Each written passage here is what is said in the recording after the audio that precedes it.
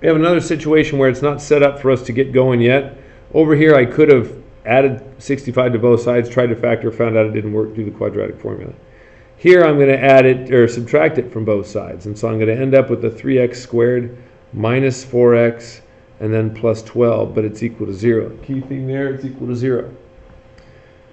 And when we look to factor this thing, I can do a diamond problem, and the diamond problem is going to include the number 36 up top, x squared if you want to keep it that way, and a negative 4x on the bottom. Now the interesting thing about this is we got two numbers that multiply together to get 36 positive, but add together to get a negative 4. And if you think about that for too long, you quickly come up with the fact that you're not going to get two numbers that multiply together to get 36, but still add together to get 4. Because they've got to be the same sign to make that a positive 36. Not going to happen. So we resort to the quadratic formula, which we didn't see over here, QF. Okay. So the quadratic formula is going to be the result of looking at A and B and C, because now we have them in the correct order. So it's a negative b, which is a negative 4. I'll deal with that later. Plus or minus the square root of b squared, which is negative 4 squared. I know that's 16. I have some history there. Minus 4 times 3 times 12. It's going to be a big negative number. Okay. That's 16 minus 144. We'll deal with that in a second. All over 2 times 3. Okay. That is a positive 4 once you do the double negative thing. So 4 plus or minus the square root of, and 16 minus 144 is equal to negative 128. Okay. I put that all over 6. Now I know there's, oh goodness, probably a 16 that evenly goes into 128. If I divide 128 by 16, I get it 8, which means, 128. 64 evenly goes into that. That's even a bigger perfect square.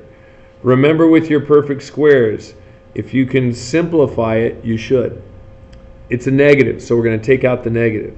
But we also know that the square root of 128 is equal to the square root of negative 64 times 2. That is equal to 8i. So I've got 8i times the square root of 2 is my replacement for this. 4 plus or minus 8i times the square root of 2 all over 6. Well, you look closely at all that. That 2 is trapped. It's done. You can't do anything with that 6. But this 6 can reduce with the 4 and the 8. The only thing that will go into all of them is a 2. So you take out a 2 here and here, cancel with the 6, and your final answer is going to be 2 plus or minus.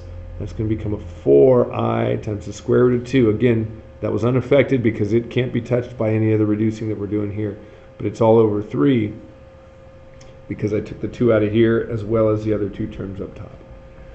So the last thing here, this is going to be a square root. Okay, and this is a square root because I'm going to end up with this perfect square thing. So you add the 3. You do that to cancel. Do the opposite. You divide by 2.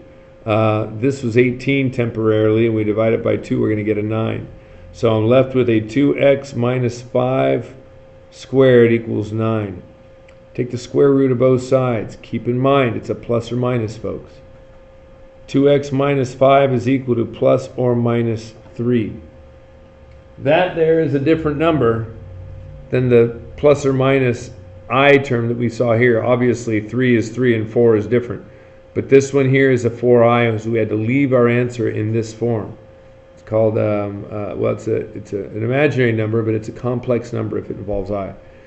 So if I add the 5 to both sides, that's something I'll do first.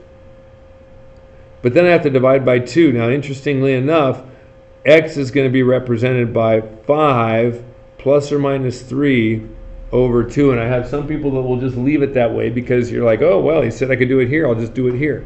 No.